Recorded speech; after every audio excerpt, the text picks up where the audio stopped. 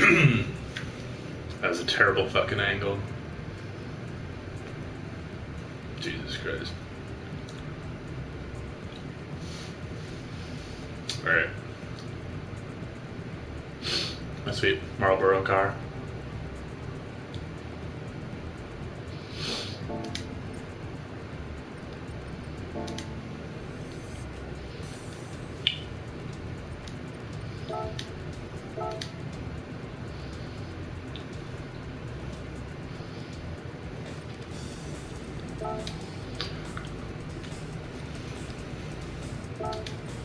What's up, y'all?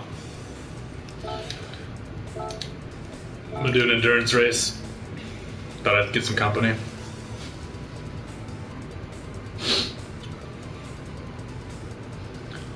think this is an hour of fucking Nurburgring. So if you know anything about racing, Nurburgring's like the craziest fucking course.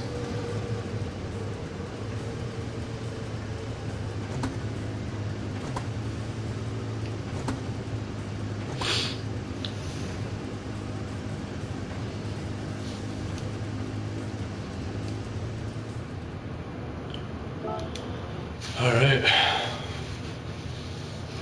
Nurburgring, 60 minutes.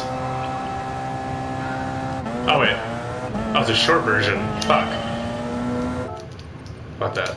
Oh, the short version. That was a longer one. Full Nurburgring. Shit. Well, it is, I guess.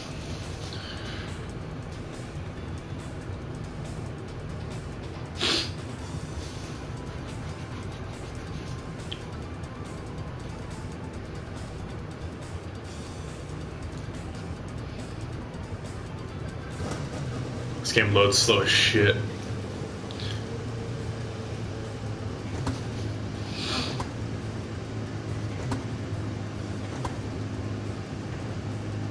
What are y'all up to tonight? Anything?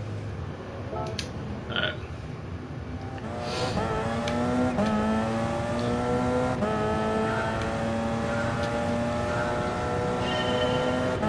I decked this out in Marlboro. That was loud as shit. Hold on.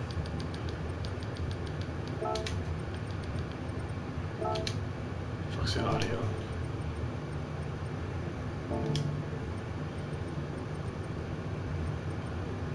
Whatever. So I'm driving a Porsche 919 book.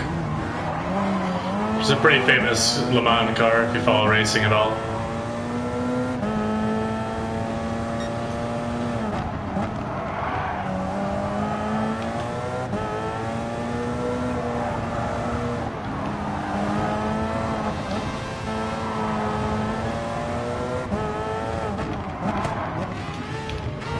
That was a shit turn.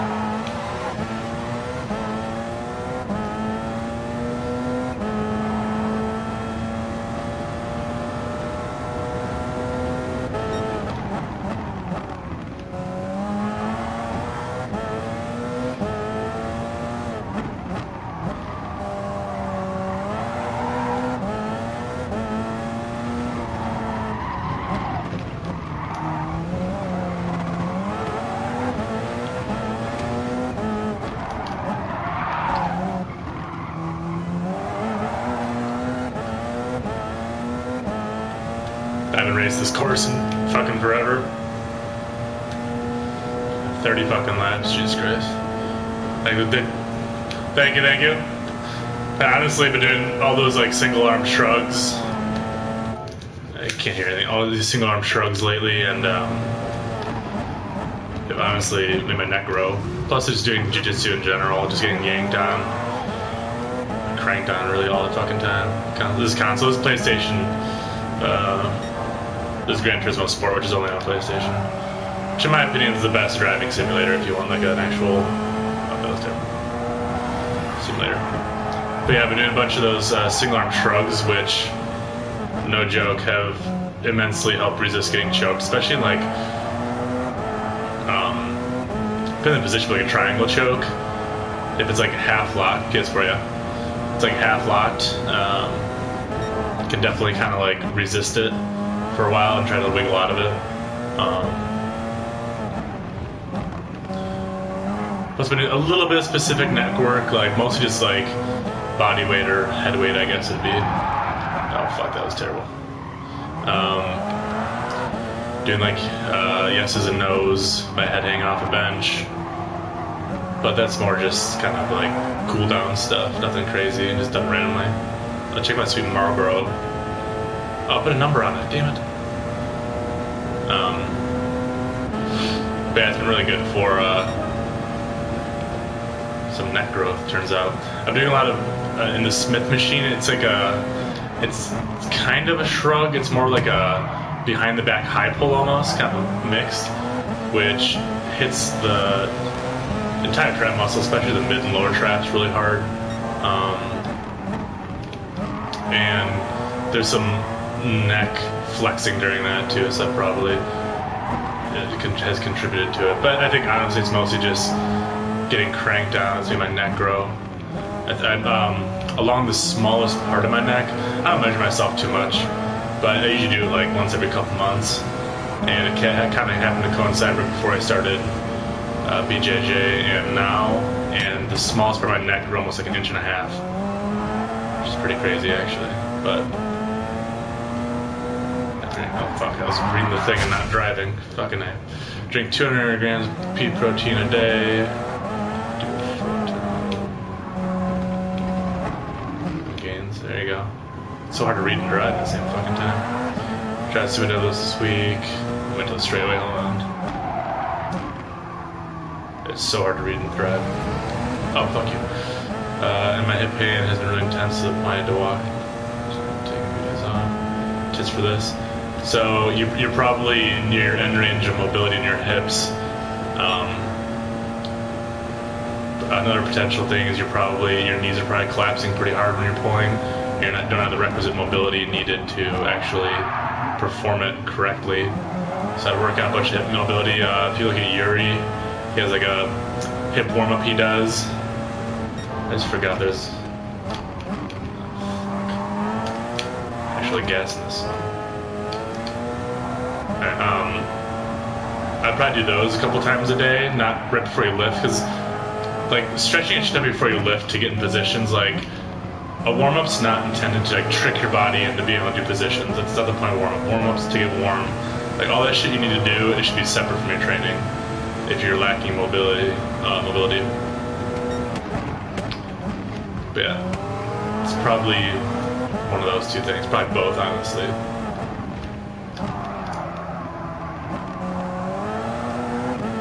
Try the steering wheel to be something better. Sumo's a bitch. Honestly, one of the more genius things that Louis Simmons came up with is the chair deadlift, which, especially if you're lacking some mobility and you've never done sumo before, can be a really good way to teach opening up the hips and positioning. So I look into that as well. I also asked like, why you're doing sumo. To fuck up Drew. Kind of depends. So you're on 5,000.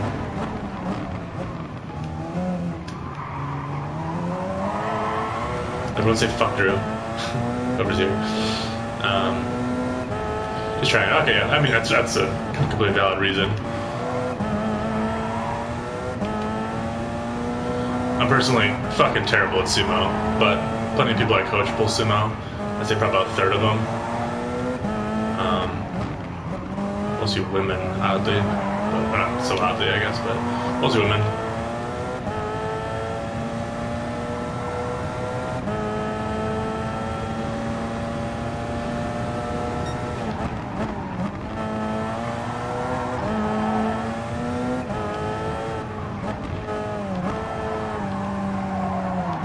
Fuck, I'm driving terribly.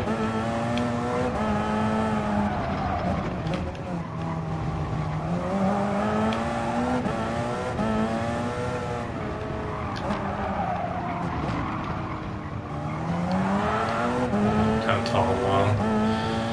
I mean,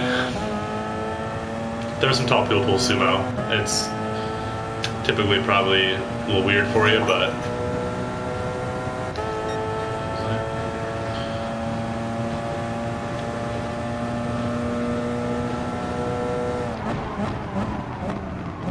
keep braking early on the turn.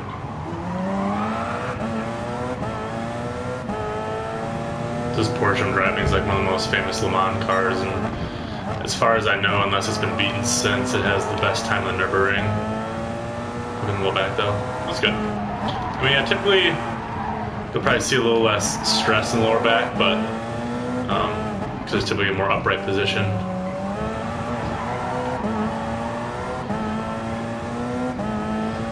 My only deadlifting, I didn't really any pulling out the floor lately, has been with the trap bar.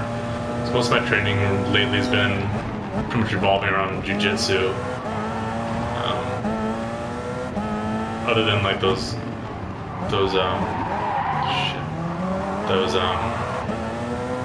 weight release squats. Other than those, tapped. Those are pretty much the only like thing I'm doing for the sake of lifting right now. That's just once a week, so it's not really crazy.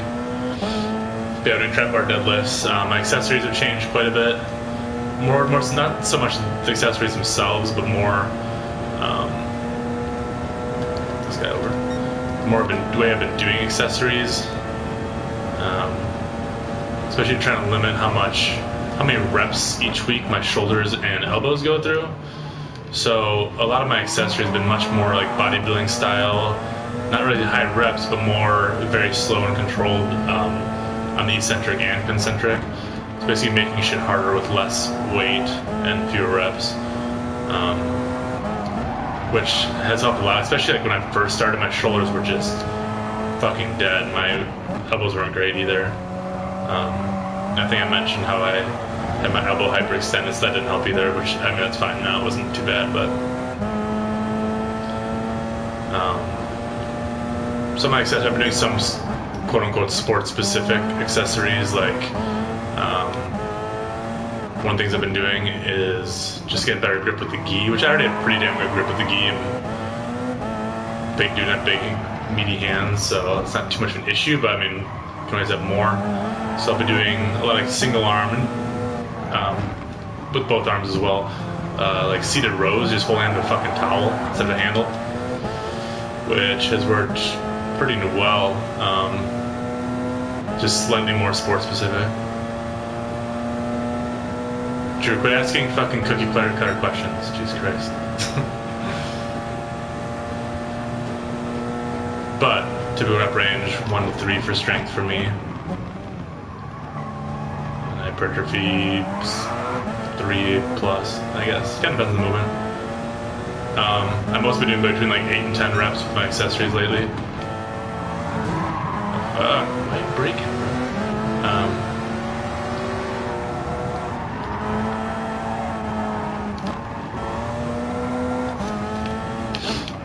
But especially the slow stuff, like I'll sometimes only do like 5 reps, but it's all very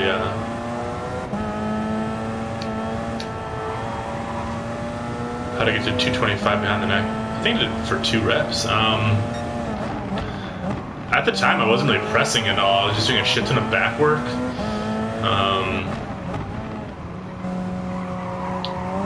So nothing particular. I was just kind of for the hell of it one day. I was like squatting that day and I had the bar out already, so I just kind of said fuck it.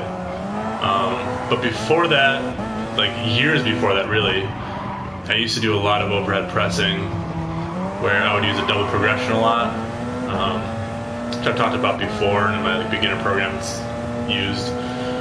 Where you do, for example, 3 sets of 3 1 week, and then the next week you do 3 sets of 4, then 3 sets of 5, then you go back to 3 sets of 3 and up the weight ever so slightly.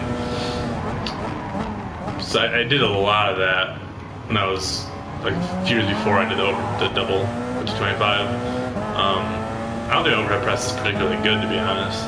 Like a 2-plate overhead press is nothing to write home about, but yeah, a lot of upper back work. You can pass these guys. A lot of upper back work,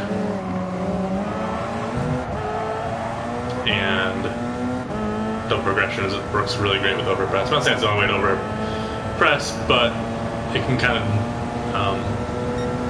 honestly, especially when you start getting the upper weights, like adding 5 pounds to an overhead press is a lot. So just by doing double progression, adding a rep is often easier than adding weight. It's a fine way to get stronger.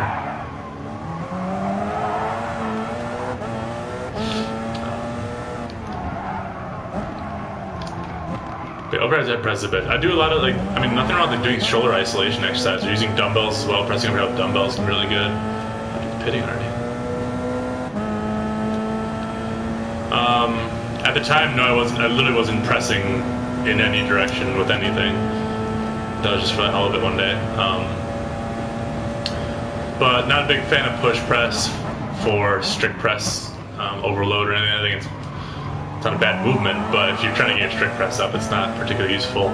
It can get used to locking out some heavier weights, but other than that, I'd say dumbbell presses are more useful, honestly, for a strict overhead press, seated or standing. I mean, if you're trying to bring up your standing overhead press with a barbell, I'd probably do my dumbbell presses standing as well because it's a little more specific. But and just shoulder raises and stuff, like a bigger shoulder is gonna, help obviously.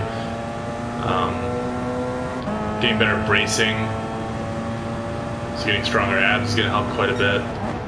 Upper back is pretty key. Give me a second, that was the fastest this went.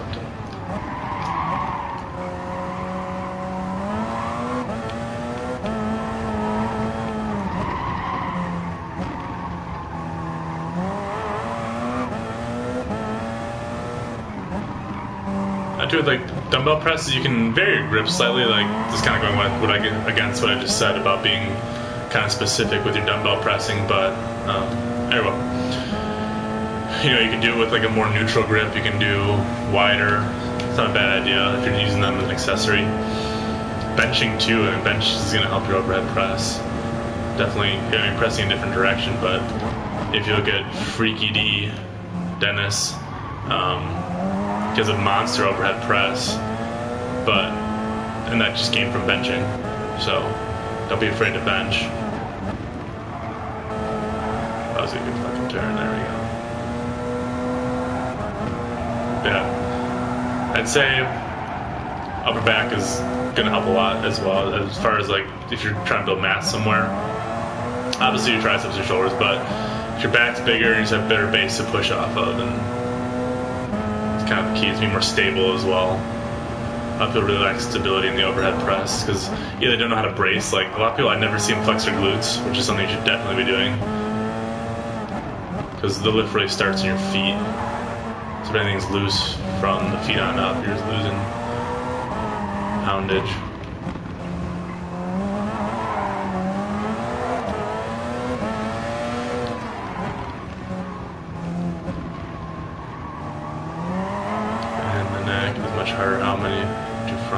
Right now, probably not much.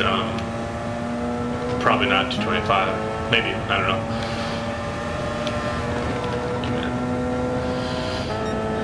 But it's been a long, long time since I maxed out my just regular overhead press. That was kind of like talking too much. That was kind of like, honestly, that time was like peak raw strength for me. Probably a lot of lifts I was hitting.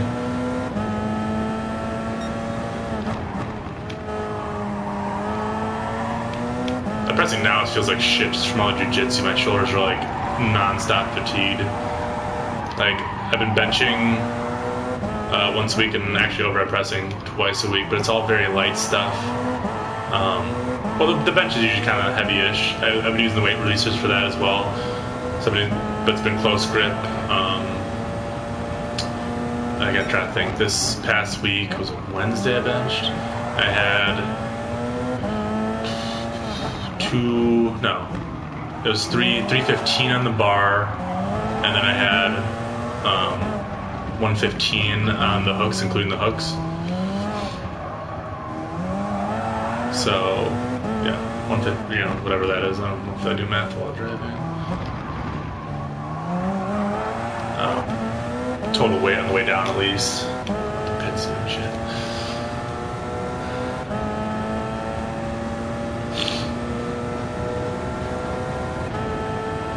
Yeah, that bench is whatever. I mean, I think with the weight releasers, in my head as well, but a lot of people seem to think like it'd make it easier.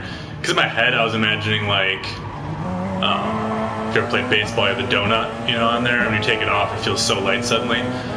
So I was kind of imagining it would be this magical, like the second the weight's released, it feels super light, but that's not how it works. You're just extra fatigued after doing the eccentric. So definitely makes it harder. Obviously the walkout and unracking is a lot harder. That's the biggest issue. Squatting, like that's the most, probably the most, like, what makes it so hard is just walking out with those things like swinging back and forth and side to side. It feels like ass, obviously. This dude in first, fucking crushing it. There he is. Let's do their pit.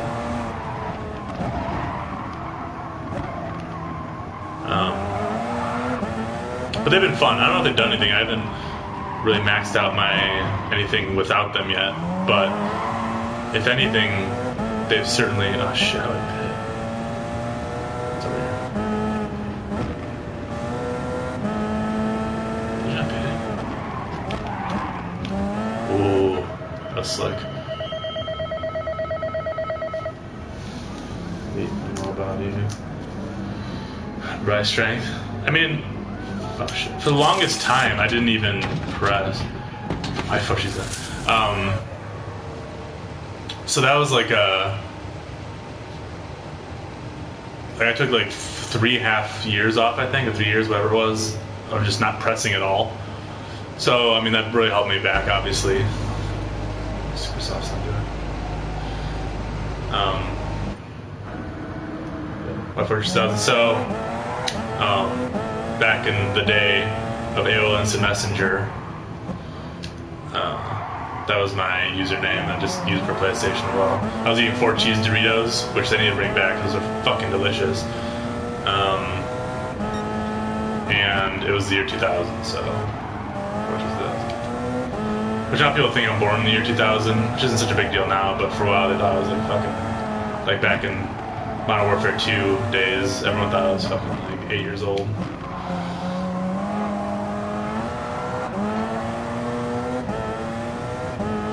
I'd say my overhead press is, I wouldn't say it's elite, but it's probably, or was at least, pretty close to it. My bench has never been that great, first to admit. It's fine. It's not gonna pit it, I think, but.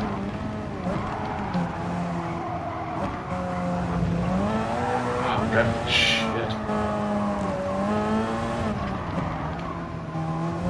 So it's a deceptively hard course. So some stuff, like any pulling exercise, I would say pretty close to elite strength, I suppose.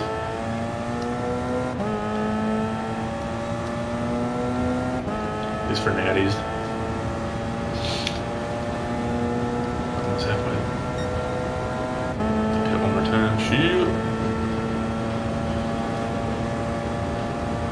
I should win this. He's the first place guy pitted. These guys must be pitting next. Do you agree that overpress? Not really. I mean, I think like worrying about what percentage lifts are of other lifts is kind of a waste of time, because a lot of it, I mean, it's going to depend on your levers for one thing, what you focus on.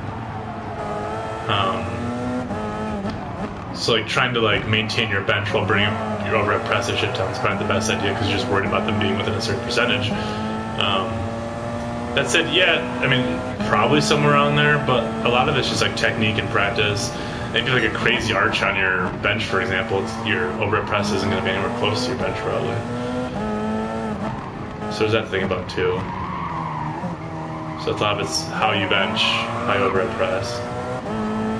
There's a lot of people like cheat the fuck out of overhead press. They either have a suspiciously edited video that's clearly an overhead press or a push press, or they do like the kind of bounce the first rep, which like is fine in the training and do whatever you want, but it's not really a strict press then, because you're getting some degree of stretch reflex out of it.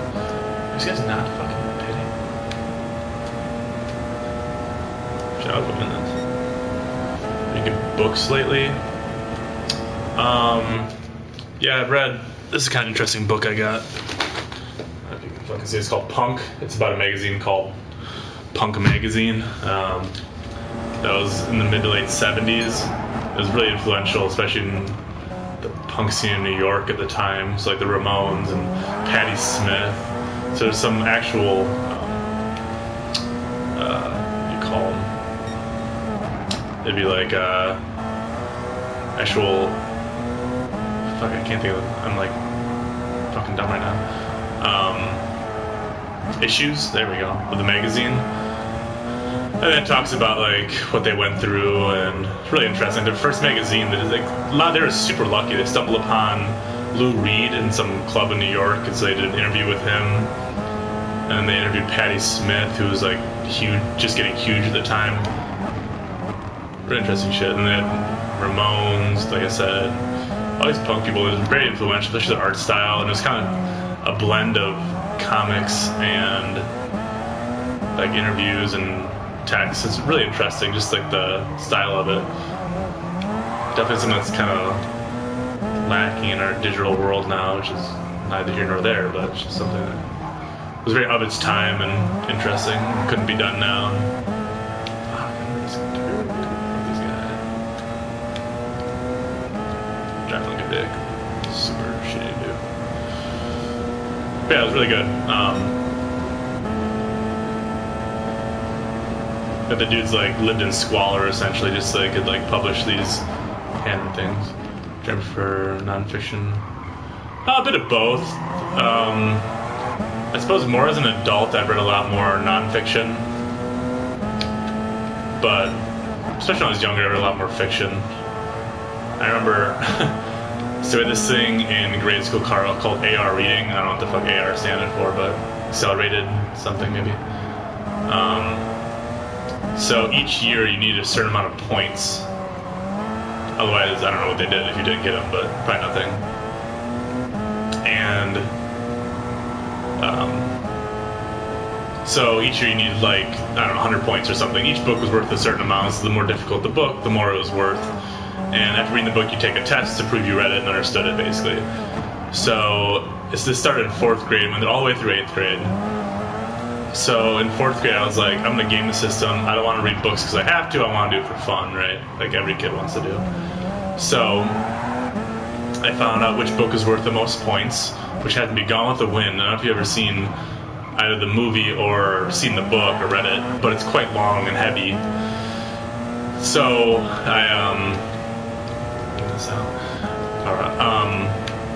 so I read that as a 4th grader. Just like no 4th grader should be reading Gone with the Wind. And took the test, passed it, and then that was enough points to get me all the way through 8th grade, so never had to do any more tests ever again. Fuck this guy. Bitch. Shit. Did I see results from doing during style training? Yeah, it's probably the biggest I've been, I'd say. Especially my back. Got pretty weak during it, I'd say, but overall, yeah. Pretty tough. I'd probably got more out of it if I had a training partner, honestly. So a lot of that shit, it was just hard to do by myself. Just from like a logistics standpoint. But it was also from a physical standpoint as well. It'd been easier if someone's like yelling at you. If you ever watched his Blood and Guts thing, you can kind of see why he had one. Fuck. Shitty as hell. I'm just gonna cheat here, fuck it.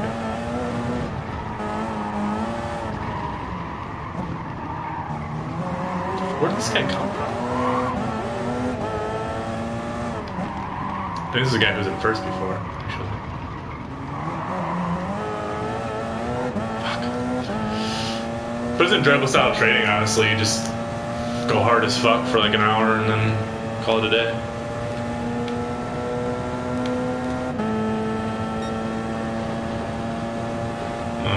Generally, it was nice having pretty short workouts.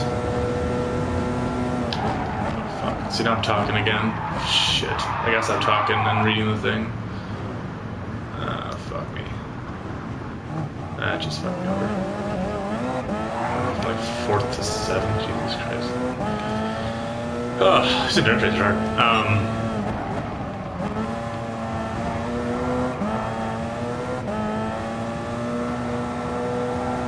But yeah, if you want to like maintain strength, what's your training split right now? So I am squatting on Monday, which is my only fun thing, really. Which is just with the weight releasers. This is a really complicated training split. It makes no fucking sense for most people. So doing that. Also on Monday, I overhead press. Usually I'm doing double progression with that, and I started super light with that. I literally started at a plate, so I'd do 5 to 5, and it was the easiest thing in the world. I just seen going up to 5 to 6, 5 to 7, 5 to 8. So it's super slow progression, like I said earlier. Oh my god, now I'm just fucking up like none other. Jesus Christ. This race is a wash. Anyway, so I do that Monday. Why the fuck can't I turn? Tires.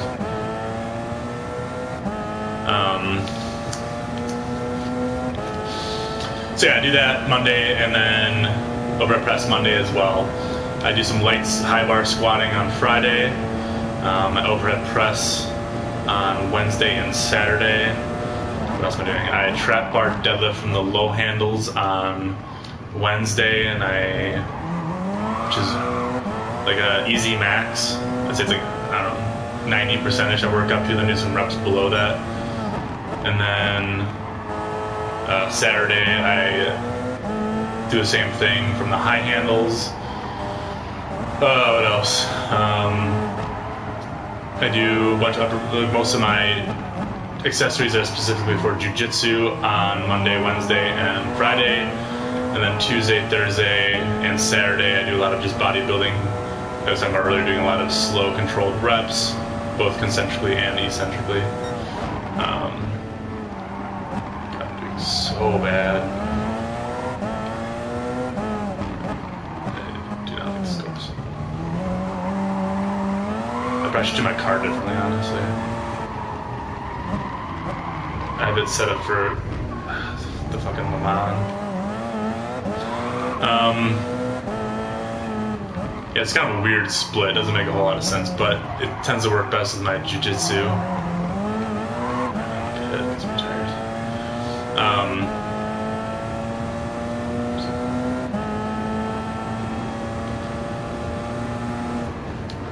Oh god.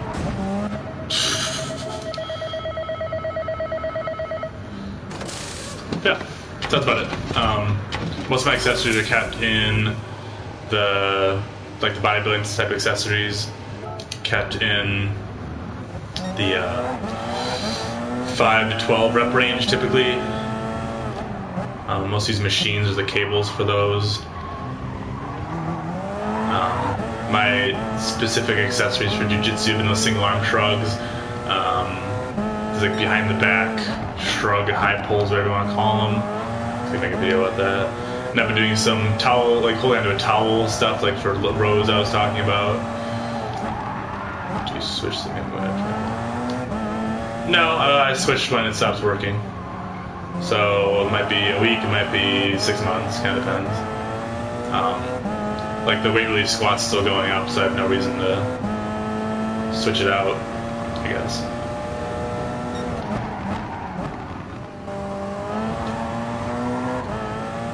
That's my thought, at least.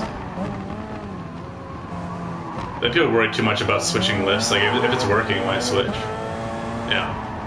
Like, if I could do nothing but high bar every day. Yeah, it seriously helps a lot. I mean, so there's kind of a give and take with a bigger neck and traps in jiu-jitsu. So a smaller neck is easier to get around, but you need to apply more pressure typically to actually get a good choke. Whereas, shit, I fucked this up. The bigger neck, harder to get around, but you don't need to apply as much pressure. So I noticed, like when I first started, my neck's not huge, but compared to to the average person, it's pretty big, and it was taking a lot less pressure for me to get choked out. So I just thought, hell, I'll make it even bigger because it's not gonna get smaller, and try to get my traps a little bigger, and it seriously helped a lot. Like, a dude had me in a triangle choke. I don't know if you guys know what any of these terms are even, but dude had me in a triangle choke for literally like 3 minutes, and I was just like resisting it. And it was a pretty like solid hold down on me too. And he's like a blue belt, so you know he's not like the most advanced dude in the world, but still he knows what the fuck he's doing. And he's a pretty good blue belt. Yeah, it's just pure like. The struggle, they're seriously fucking key. Highly recommend. Oh my god, I'm doing so terrible. I'm just getting worse every single lap. This is fucked up. I'm normally not this bad at the game, I apologize. This is fucking course, I swear. Never races me.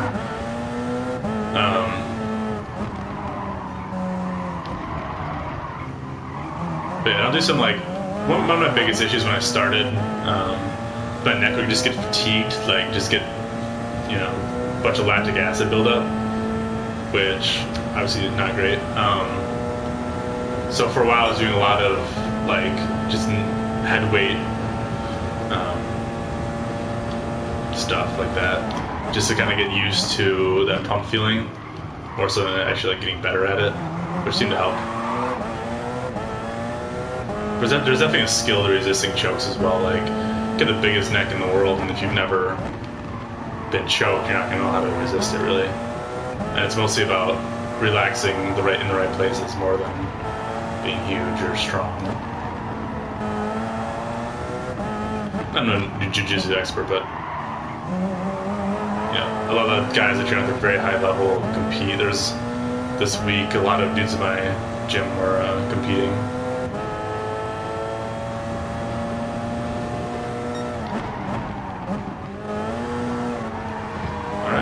Catch some fucker again. Jesus Christ. I'm just getting bad lines, honestly. It's fucking tops of it. Drive like a noob. So it's a bad line. But I fucking love it. I'll probably do a competition. Let's see what is it now? It's almost March. Probably in like June or July, I'm thinking is my plan. Do a competition. Because, you know, how do you know if it works if you don't test it? I guess, especially if people don't know. I was pretty pumped. There's a brown belt in my gym, and he's really fucking good. He should be a black belt. Anyway. But anyway,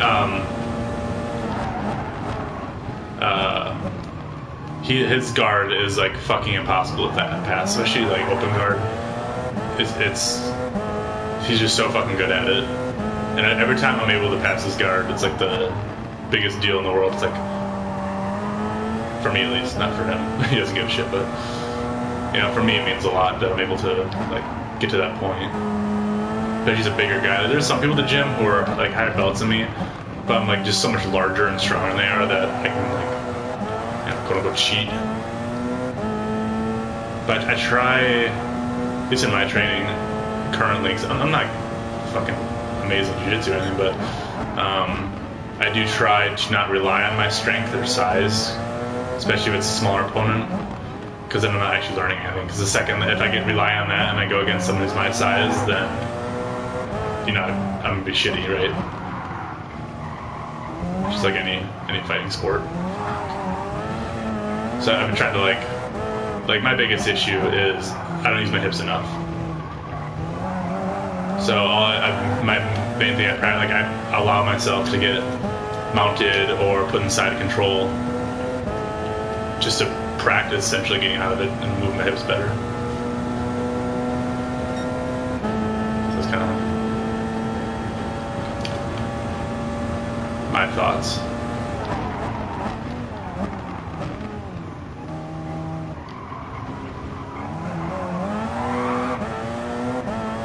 My school encourages competing pretty heavily, which is good, I think. Pretty much like everyone there competes, to some degree at least. And they don't require it, but it's like, you know, it's pushed, I'll say. One guy asked in my channel, I don't know if it was you, Francis Drake, but about talking about my split for training, making a video, which I think I will, just because I explained it horribly earlier just now. and it'd probably make more sense seeing it laid out. The only thing I wish I could do jiu-jitsu more, but partially I don't want to like weight training is my one true training love, obviously, and I don't want to like completely get shitty at that.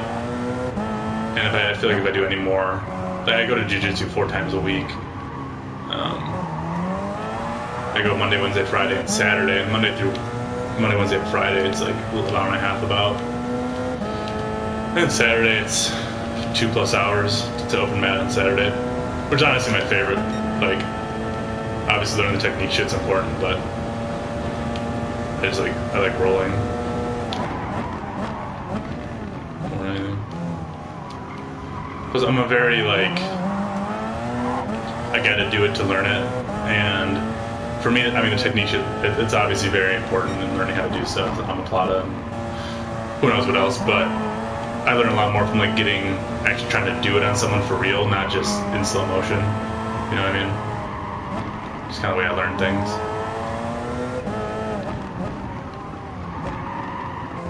So.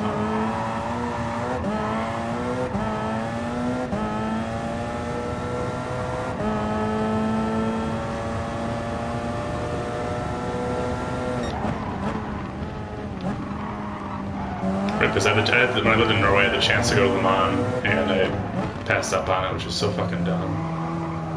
But this year, I'm planning on going to the Pikes Peak hill climb in Colorado, which is, I don't forget anything about cars, but it's a pretty famous race. Super deadly and sketchy as fuck. They gotta be crazy to do it. God, turn, you piece of shit. This car's not great for this course. But planning on there this year, so that'll be fun. I also have an old car I don't really use anymore. It's an older Mercedes, and if you guys know what Le Mans is, it's a 24-hour race where you have 3 drivers, and you basically go around the track, and you go to as many laps as you can in 24 hours, and whoever goes the farthest wins. There's different classes and stuff, but in the US, there's a 24 hours of lemons, where you get like shitty old cars, and you do a 24-hour race with them, and usually people like make them look goofy, or like do stupid shit to them, like they'll get an old Porsche and somehow rig an engine in the front of it. So I might take my old Mercedes and do that with it, modify it somehow. Crazy. That'd be pretty funny. So one of my buddies, he drag races, and both on the street and not, and so he helped me, and we get a team together. I think you can have like 5 people. And like Travis Pastrana did it for Nitro Circus not too long ago. If you want to YouTube that, it's pretty funny. Definitely interesting. God, this is terrible. It's one of the worst races I've ever had in this game, I think. Like I did like the Le Mans endurance one last, and I won by like 3 laps. Oh God.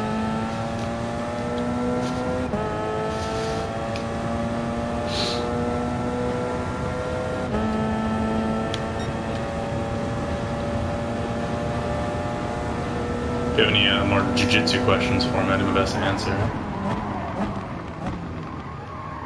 I do feel a little lame because like I feel like that's what every like lifter who starts fading with their lifts starts doing. Eventually, not that I'm fading my lifts, but they'll just like kind of give up, start doing jiu-jitsu, which is kind of weird. I don't know, like it requires a lot of mobility, which most strong people don't have. But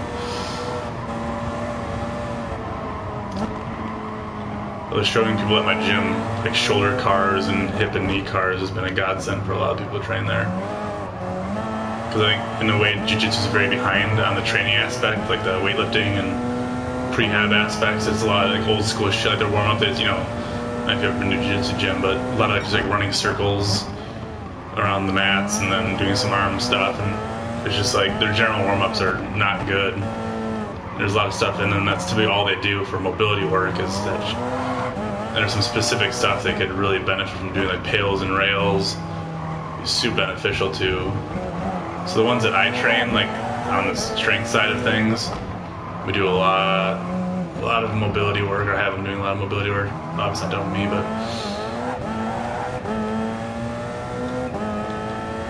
if nothing else, prevent them from snapping their shit as best as possible.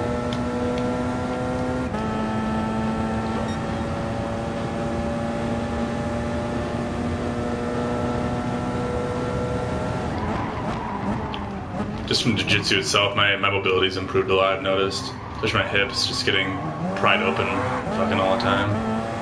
Plus I'm a little more conscious about doing mobility work myself.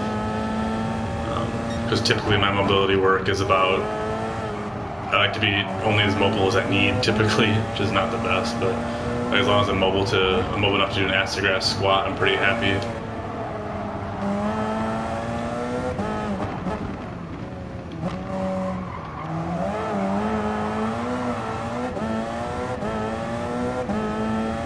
I'm more conscious about stuff, especially my shoulders. I typically don't do a lot of shoulder mobility stuff, but I have been lately.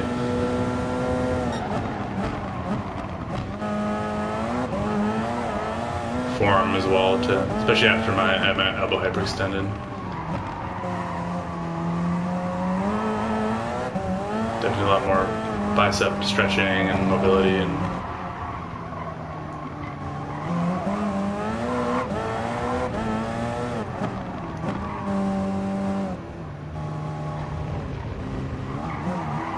Boom. Oh, there's one more. Fuck! Oh, what's this guy? You guy lapping me? No, yeah. I'm gonna come in right into the wire with the fuel, I think. Fuck you.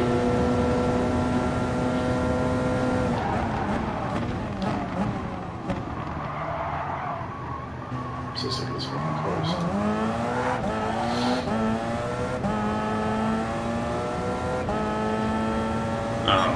When it comes to doing shrugs, I think, honestly, unless you have a purpose behind them, like you do some kind of grappling or some kind of combat sport or maybe football, it's pretty useful. Like, shrugs don't do a whole lot.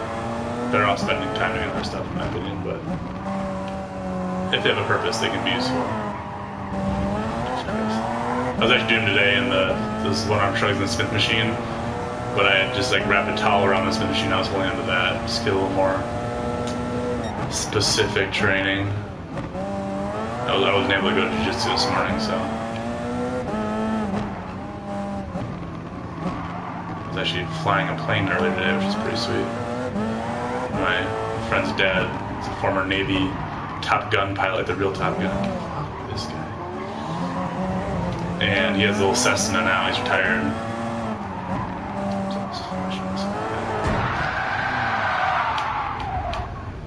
Oh no, did I just play myself? Yeah, I played myself. Shit.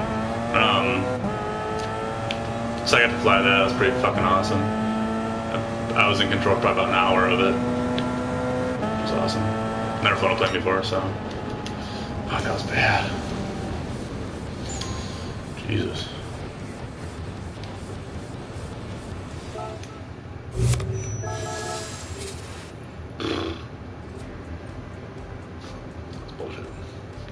Marlboro, though.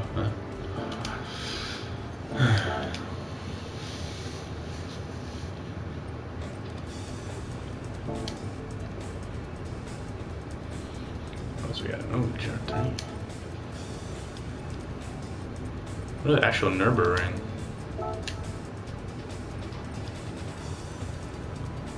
There's the Le Mans.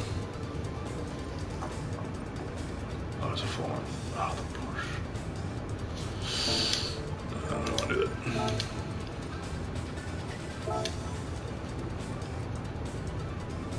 Nope, not there. But yeah, I don't know.